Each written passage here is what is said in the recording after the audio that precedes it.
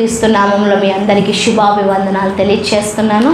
మరొక ఆదివార దినాన్న మన అందరం కలిసి దేవుడి నామాన్ని మహిమపరచడానికి దేవుడు మనకిచ్చిన ధన్యతను బట్టి దేవునికి వేలాది వందనాలు, కృతజ్ఞతాస్తుతులు తెలియచేయబద్దులమై ఉన్నాం. మన అందరం కూడా ఎన్నిసార్లు దేవుడికి వందనాలు తెలియచేసినది చాలా తక్కువ. ఎందుకంటే దేవుడు అంత గొప్పవాడై ఉన్నాడు, అంత శ్రేష్టంగా మన జీవితాలను నడిపిస్తున్నాడు. దేవుడు మన జీవితం పట్ల చాలా పెద్ద ప్లాన్ కలిగి ఉంటాడంట. ఏంటి మన జీవితం పట్ల? నెహమ్యా కొంచెం సౌండ్ పెట్టవా? మన జీవితం పట్ల దేవుడు చాలా గొప్ప ప్రణాళికను కలిగి ఉంటాడంట.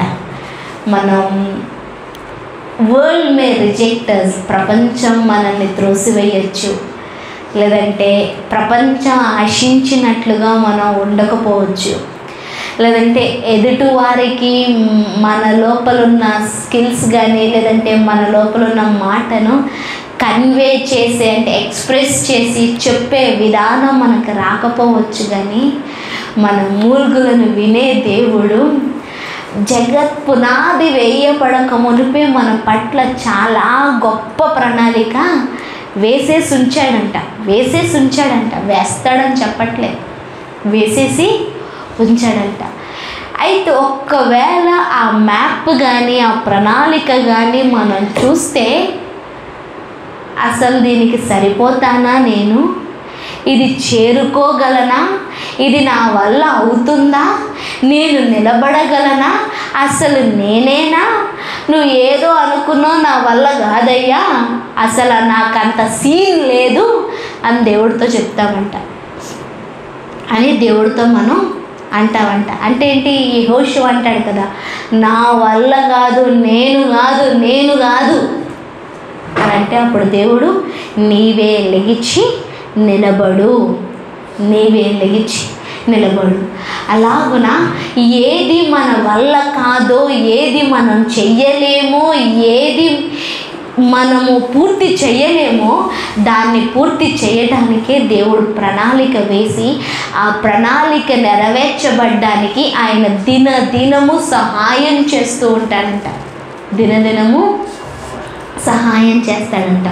అయితే నన్ను కదిలించిన మాట ఏంటి అనేసి అంటే, ఓకే, దేవుడి మాట వినట్లేదు, దేవుడికి దూరంగా ఉన్నాము, దేవుడి ఉద్దేశాలు అర్థం కావట్లేదు, లేదంటే మన జీవితం చాలా రోతగా ఉంది, పాడైపోయింది, మరి దేవుడు వేసిన ప్రణాళిక ఫెయిల్ అయిపోతుందా అంటే లాస్ట్ మినిట్ వరకు కూడా దేవుడు ఎదురు చూస్తాడంట.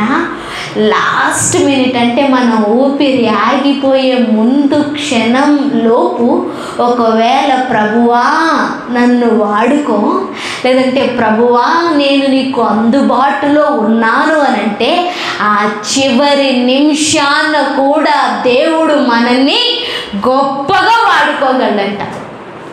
చివరి నిమిషాన్ని అంటే ఏంటి? అందుబాటులో ఉండాల్సింది మనమే, దేవుణ్ణి వాడుకోమని అడగాల్సింది మనమే. అయ్యా నాతో మాట్లాడు, నన్ను వాడుకో అని మనం అడిగితే దేవుడు ప్రపంచానికి ఒక సాధనంగా, ప్రపంచానికి దీవెనగా, అనేక మందికి మనం ఒక సహాయకంగా దేవుడు మనల్ని వాడుకుంటాడంట. ఒక సహాయకంగా దేవుడు మనల్ని వాడుకుంటాడు. అందుకే దేవుడు ఆయన చెప్పిన మాట ఏంటి అంటే, when he is on flesh, ఆయన శరీరధారిగా ఉన్నప్పుడు మత్తయి సువార్త 5వ అధ్యాయం చూసినట్లయితే అక్కడ ఆయన అంటాడు ఏంటంటే, మీరు లోకమునకు వెలుగై ఉన్నారు. మీరు ఒక వ్యక్తికి వెలుగునిస్తారని చెప్పలే, మీరు ఒక ప్రాంతానికి వెలుగునిస్తారని చెప్పలే, మీరు లోకానికే. అంటే ఏంటి? దేవుడికి మన పట్ల ఉన్న ప్రణాళిక ఏంటి అంటే ఎంటైర్ వరల్డ్ అంతటికి కూడా నన్ను ఆశీర్వాదకరంగా ఉంచాలన్నది దేవుడి ప్లాన్. అర్థమవుతుందా? Not to a single person, ఒక వ్యక్తికి కాదు, ఒక ప్రాంతానికి కాదు.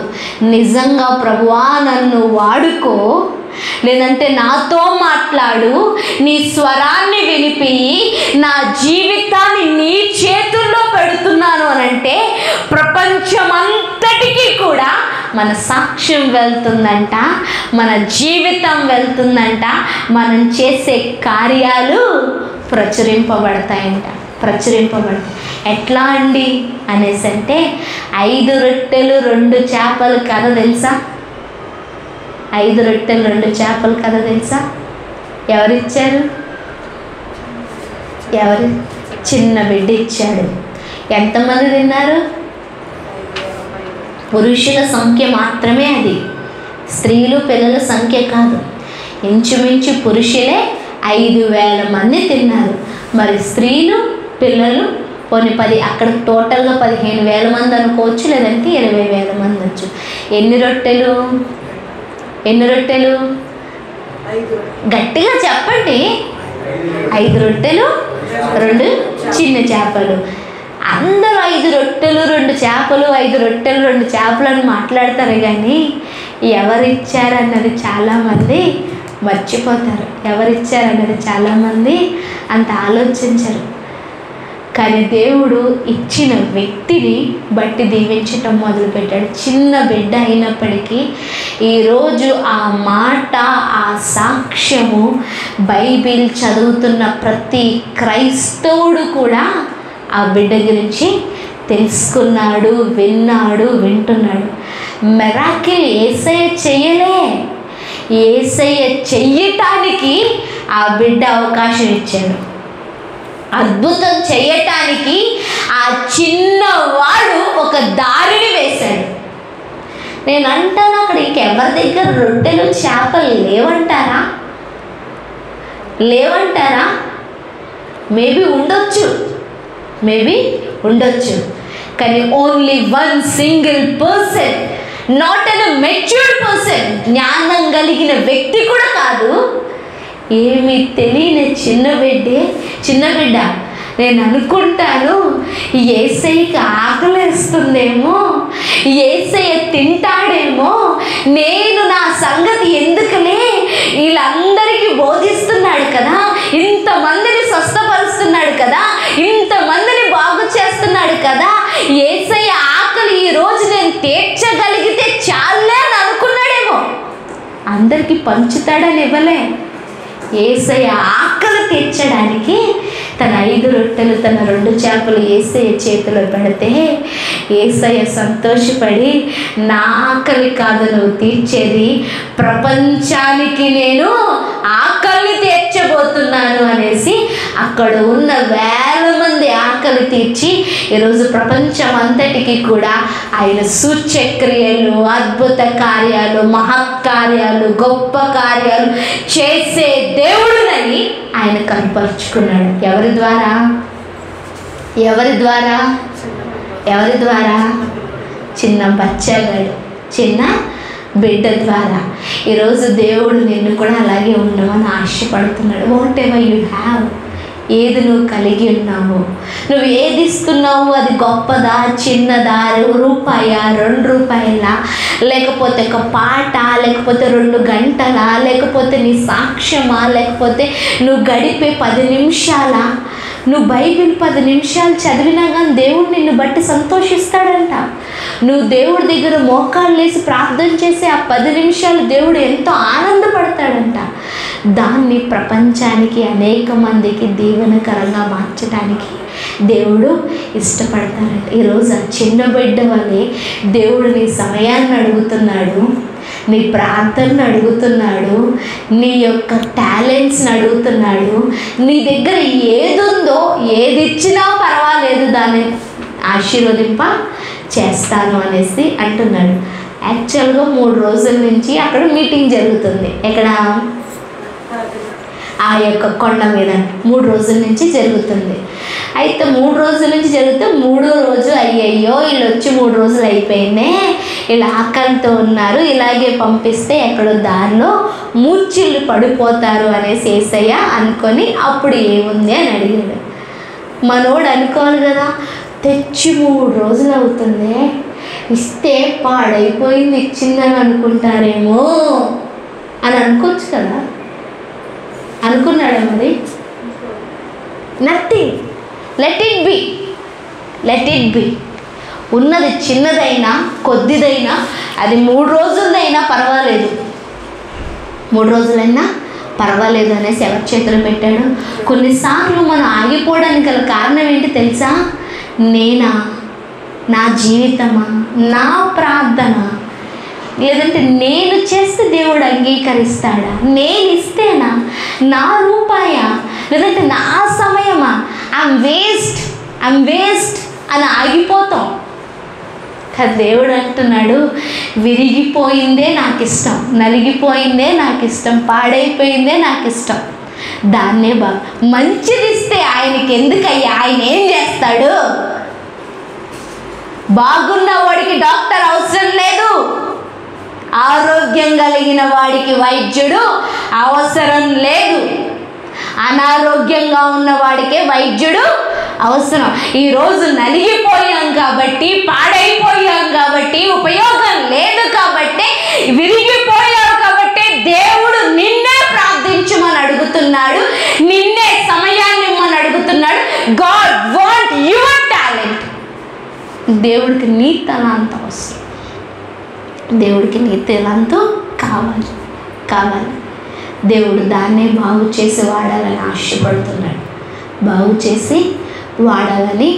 ఆశపడుతున్నాడు, నాకు మొన్నటి దినాన్న ఒక సేవకుడు మాట్లాడుతుంటే నాకు ఒక మాట చాలా స్ట్రైక్ అయింది. దేవుడంట పని లేని వాళ్ళని, పనికి మాలిన వాళ్ళని పిలుచుకోడంట.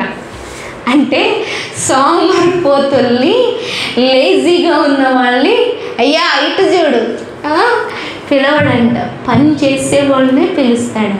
అంటే దానికి అర్థం ఏంటంటే దేవుడు పశువులు కాచుకుంటున్న మోషేని పిలిచాడంట,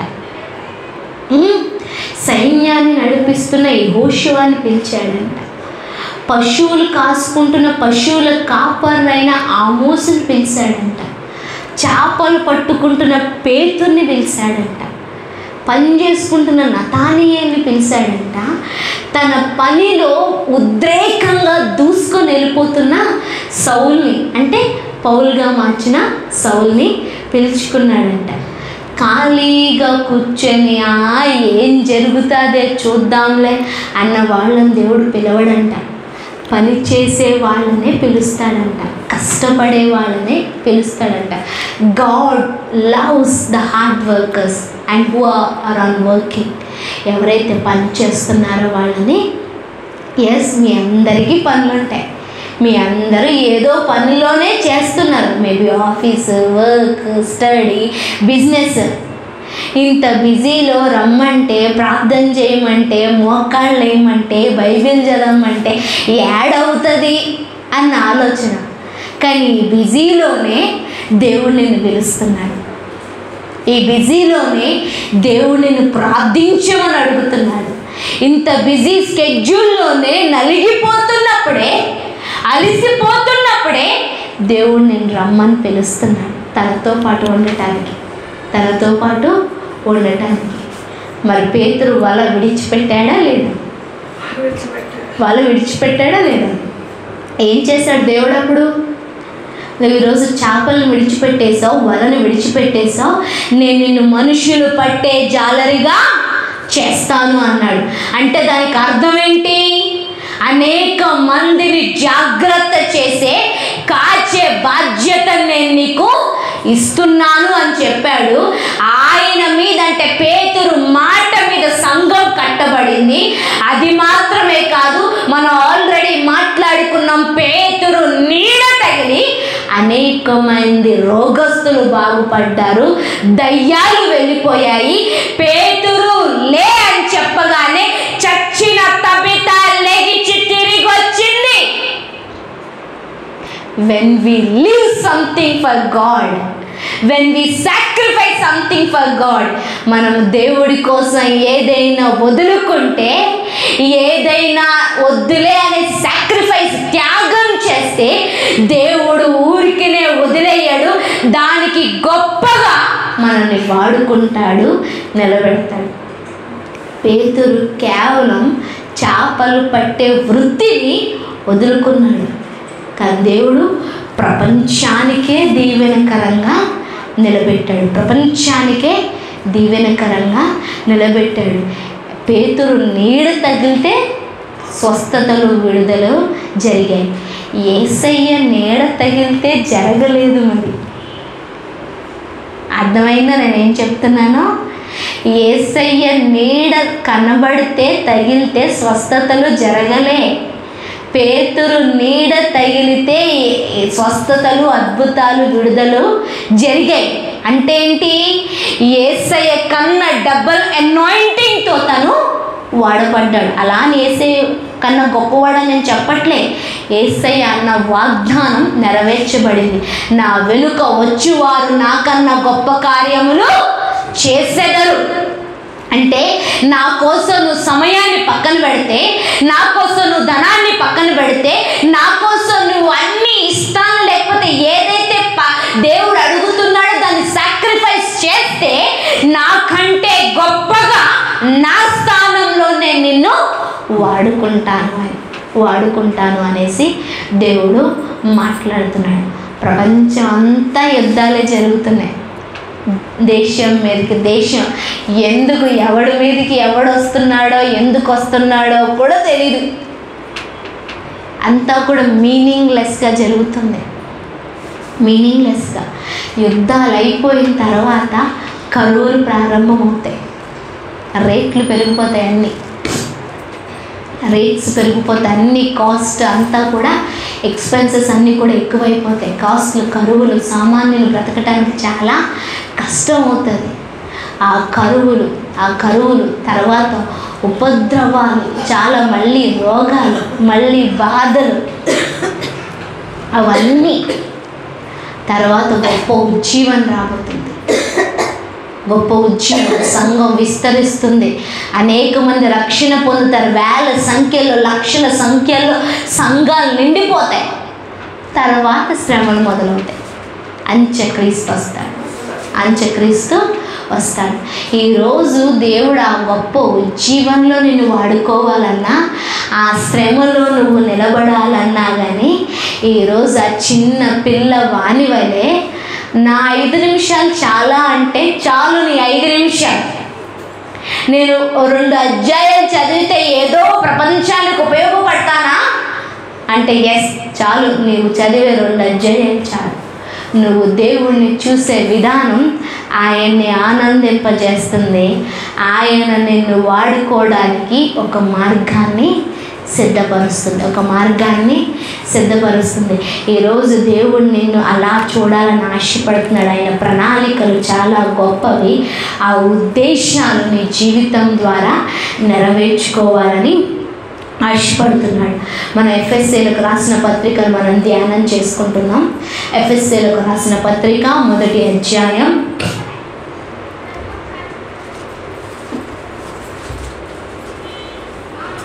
22వ వచనం, 1వ అధ్యాయం 22వ వచనం, 23వ వచనం.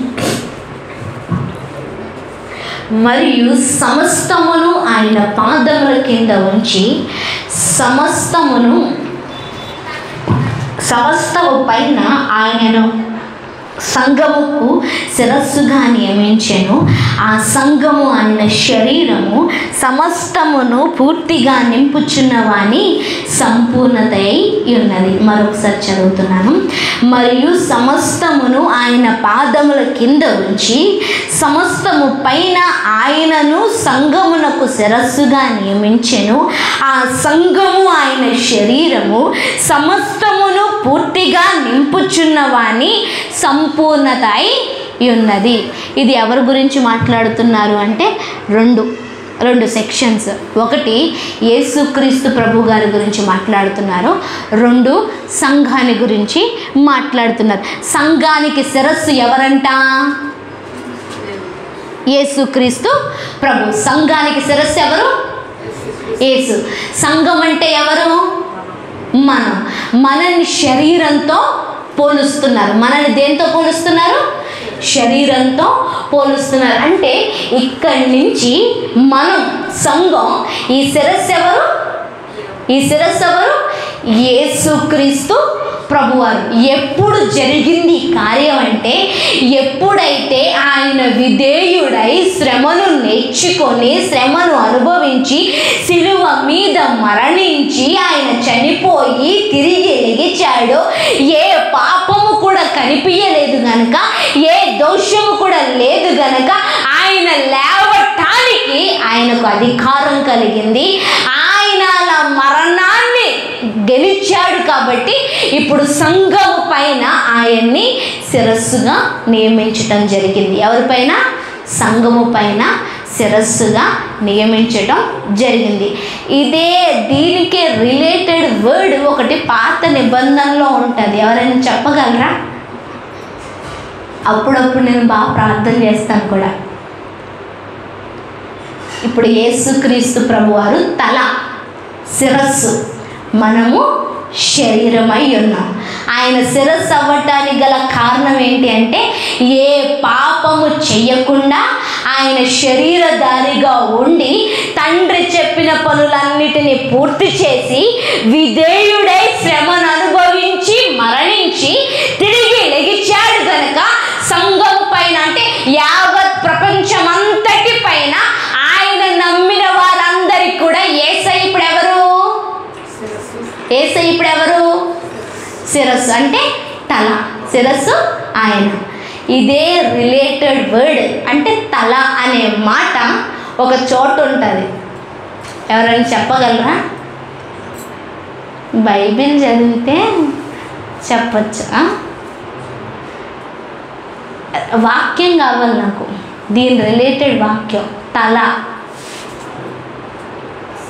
తల, తల, హెడ్.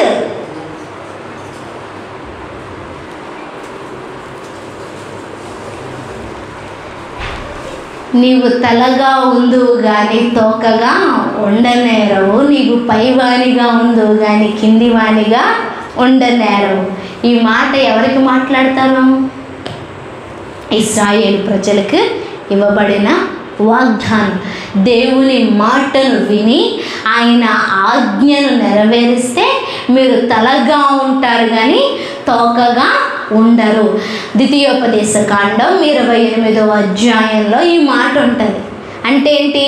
ప్రజలకు, మనుషులకు ఆయన ఆజ్ఞలు వింటే ఇవ్వబడిన వాగ్దానం. ఇప్పుడు తల ఎవరని మాట్లాడుతున్నాడు నూతన నిబంధనలో?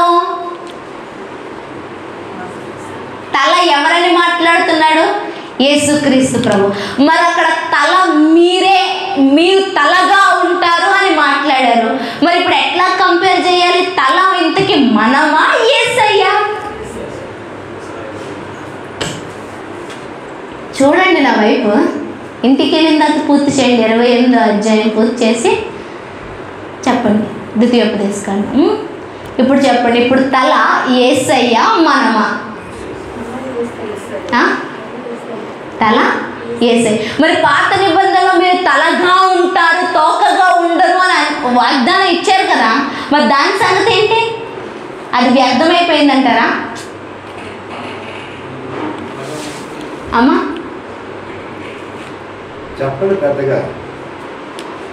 చెప్పండి. ఆ వాగ్దానం వేస్ట్ అయిపోయిందంటారా? మరి ఇశ్రాయేల్ ప్రజలందరికీ, అంటే ఆయన నమ్మిన మనందరికి కూడా వాగ్దానం చెల్లుతుంది. ఇప్పుడు తల యేసయ్య మనమా? చెప్పండి.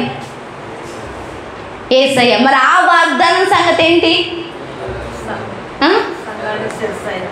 సంఘానికి ఆయన శిరస్సు అయి ఉన్నాడు. ఓకే, ఇప్పుడు ఆ వాగ్దానం సంగతి ఏంటి?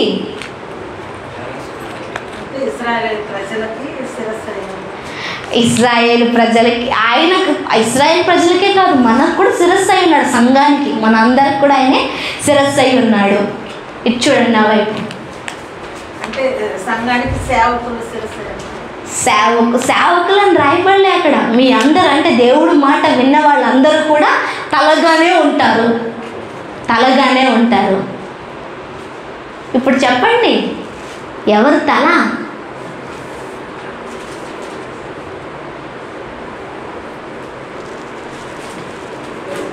మనల్ని కూడా వెరీ గుడ్. అమ్మ చెప్పింది, దేవునికి స్తోత్రం. మనల్ని కూడా శిరస్సుగా ఉండాలని ఆశపడుతున్నాడు. అంటే ఎలాగైతే యేసయ్య తండ్రి మాట విని విధేయుడై పరిశుద్ధుడై తండ్రి మాటను నెరవేర్చి సిలువ ఎక్కి తిరిగి లెగిచాడో, ఆయన శిరస్సై ఉన్నాడో, క్రీస్తులో మనము కూడా దేవుని మాట విని అదే జీవితాన్ని జీవిస్తే మనము కూడా తల అవుతాము.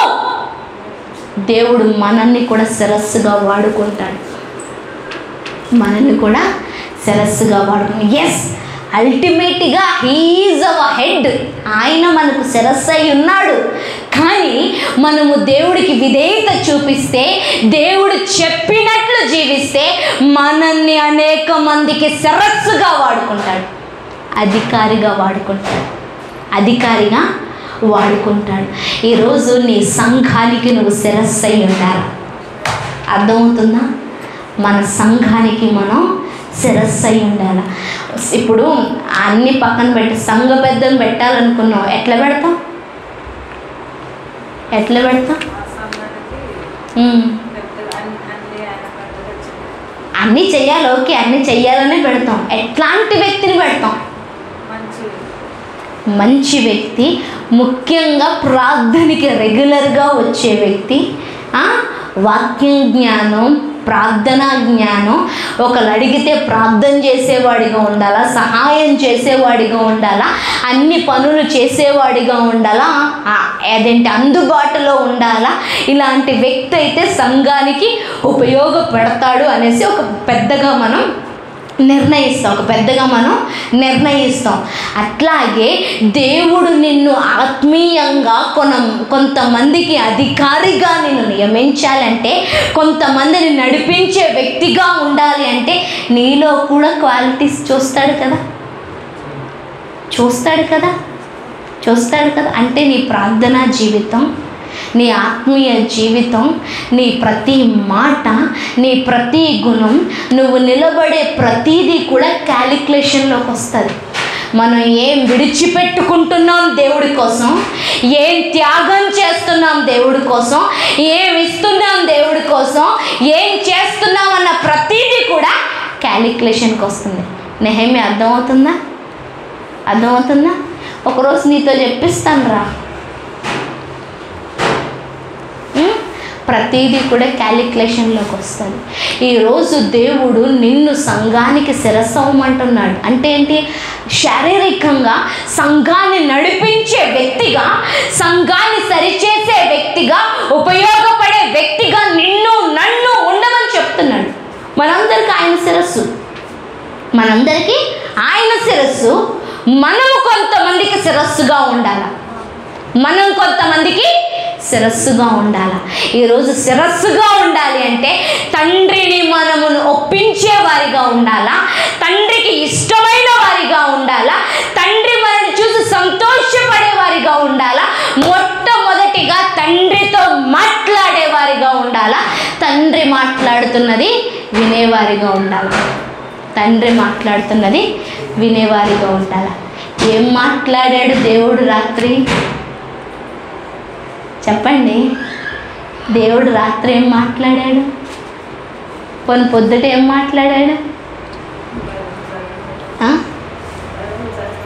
బైబిల్ చదివితేగా. ఏం మాట్లాడాడు దేవుడు నీతోటి? ఏంటి?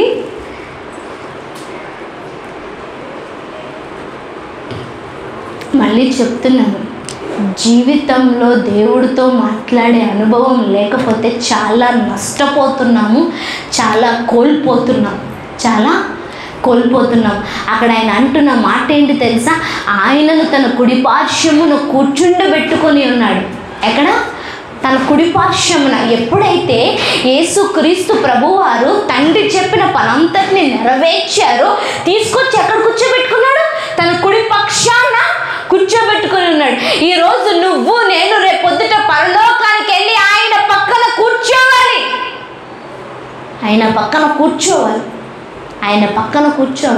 కూర్చోవాలి అంటే ఏ పని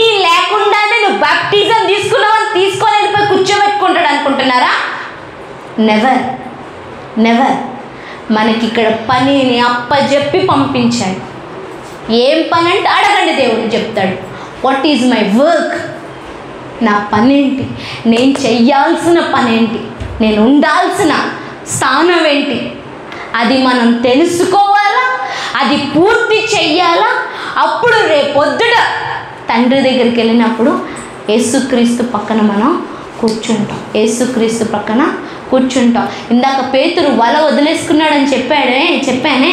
ఆయన అడిగాడు పేతురు, అయ్యా నీ కోసం మా చేపలు పట్టే వృత్తిని, మా వలల్ని, మా బోట్లని, మా కుటుంబాన్ని, మా భార్య బిడ్డలు అన్నీ వదిలేసి వచ్చాం కదా, మరి మాకేంటి అని అడుగుతాడు. మాకేంటి అని అడిగితే, నా కోసం సమస్తాన్ని విడిచిపెట్టుకొని వచ్చారు కాబట్టి రేపొద్దున మీరు 12 గోత్రాలకి తీర్పు తీర్చే సింహాసనాల మీద కూర్చుంటారు.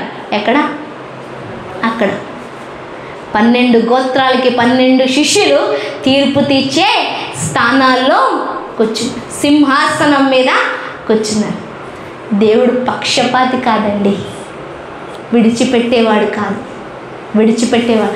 నువ్వు దేవుడి కోసం ఏదైనా ఇస్తే, దేవుడి కోసం ఏదైనా వదులుకుంటే, దేవుడితో ఉండటానికి వస్తే హీ విల్ నెవర్, ఉట్టిగా విడిచిపెట్టేవాడు కాదు, ఉట్టిగా విడిచిపెట్టేవాడు కాదు. అదే పేతురంట దానికి ముందు ఆయన వాక్యం చెప్పడానికి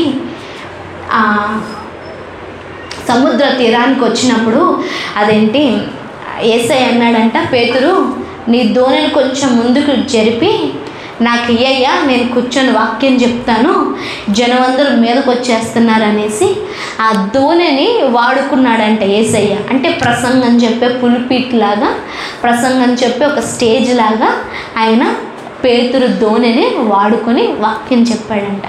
వాక్యం అంతా అయిపోయిందంట. వాక్యం అంతా చెప్పేసిన తర్వాత మరి దోణిని వాడుకున్నాడు కదా, మరి 2 గంటలు చెప్పాడు, 5 గంటలు చెప్పాడో ప్రసంగం మొత్తం మీద వాడుకున్నాడు.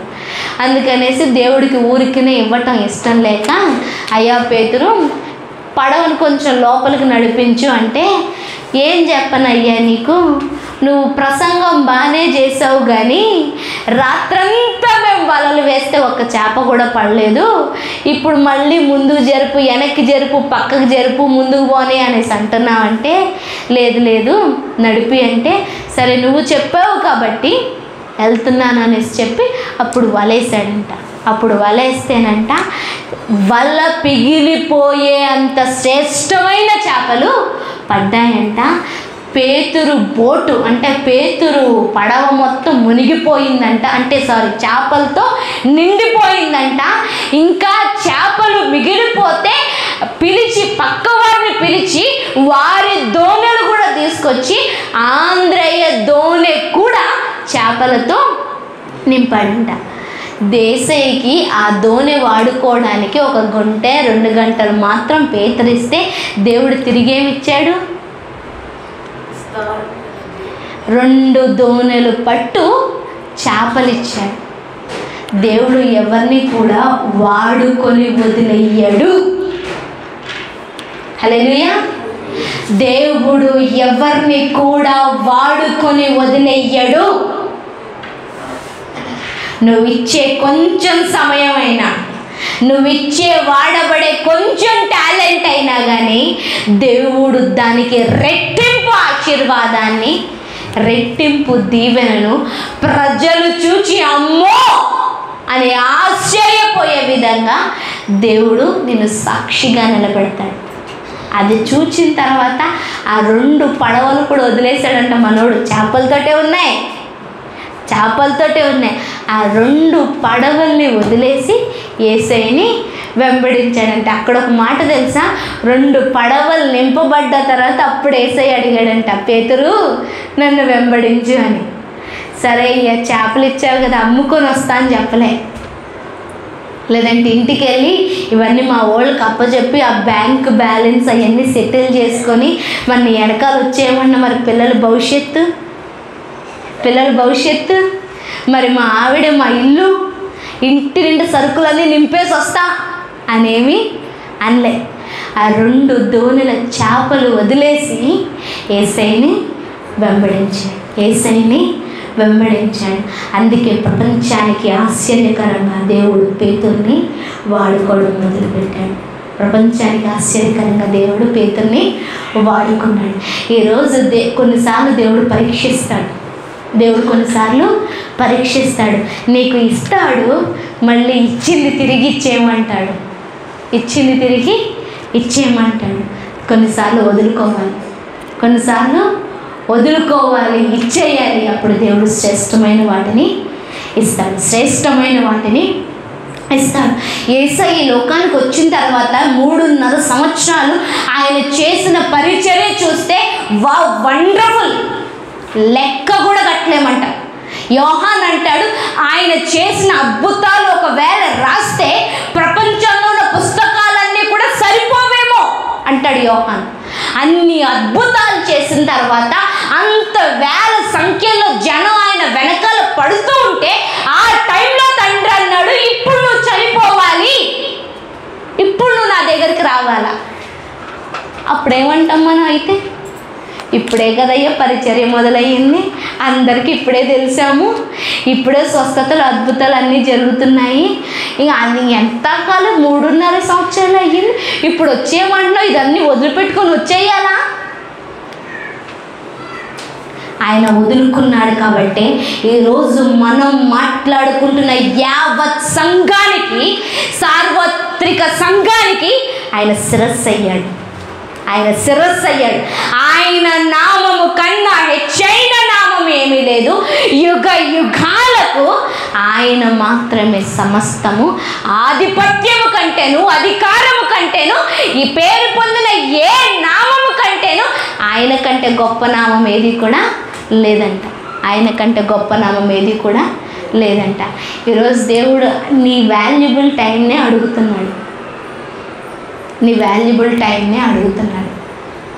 దేవుడు పని లేని దాన్ని, లేదంటే వేస్ట్ అయిపోయింది అన్నట్లు కాకుండా నీ వాల్యుబుల్ టైంని దేవుడు అడుగుతున్నాడు. ఈరోజు నువ్వు ఆయన వెంబడించగలిగితే నేను అంటాను, ఈ అంచె దినాల్లో దేవుడు నిన్ను, ఈ అపాయకరమైన దినముల్లో దేవుడు నిన్ను ఒక సాధనంగా, ఒక వెజిల్గా, ఒక స్వరంగా వాడుకోవాలని ఆశపడుతుంది. నేను ఎందుకు అని అంటావేమో, నువ్వే కావాలా దేవుడికి, నువ్వే కావాలి. దేవుడికి నీ గొంతు కావాలా, నీ జీవితం కావాలా, నీ శక్తి కావాలా, నీ ఊపిరి కావాలా, నీ సాక్ష్యం కావాలా, నీ పని కావాలా? నువ్వు వెంబడిస్తే ఆయన పక్కనుంటే చాలు. ఈ 3.5 సంవత్సరాలు శిష్యులు ఏం చేయలే, పెద్ద పని ఏం లేదు. ఆయన వెనకాల పోవడమే ఆయన పని. ఆయన పెట్టింది తినడం, ఆయన చెప్పింది వినడం, ఆయనతో పాటు పడుకోవడం. ఆయన చాలాసార్లు పడుకొని కూడా లేదు, ఆయన వెళ్ళి ప్రార్థన చేస్తే ఆయన ఎక్కడున్నాడు అక్కడ ఉన్నాడు, అంతే. కానీ ఆఫ్టర్ ద 3.5 years, 3.5 సంవత్సరాల తర్వాత వాళ్ళ పని మొదలైంది. ఈరోజు దేవుడు నిన్ను ఆయనతో ఉండిపోవడానికి పిలుస్తున్నాడు. ఈరోజు ఆయన చెప్పింది విను, ఆయన చెయ్యమంటుంది చెయ్యి. ఒక రోజు దేవుడు నిన్ను నిలబెట్టుకొని వాడుకుంటున్నాడు. నాకు యోగ్యత లేదు, నేను నిలబడను, ప్లీజ్ అవన్నీ ఏం మాట్లాడద్దు. ఈరోజు ఆయనతో ఉండిపోవడానికి పిలుస్తున్నాడు. ఆయన్ని వెంబడించమని అడుగుతున్నాడు. ఆయన్ని వెంబడించండి. రేపొద్దున ఆయన నిన్ను ఎలా వాడుకుంటాడో అది ఆయన ఇష్టం. ఏముంది, 10 మంది జీవితాన్ని, 4 కుటుంబాలని కట్టడంలో దీవెన లేదంటారా? నిన్ను బట్టి 4 కుటుంబాలు నిలబడుతున్నాయంటే దీవెన కాదంటారా? ఈరోజు అలా దేవుడు నిన్ను నన్ను నడిపించాలని ఆశపడుతున్నాడు. ప్రార్థన చేసుకో.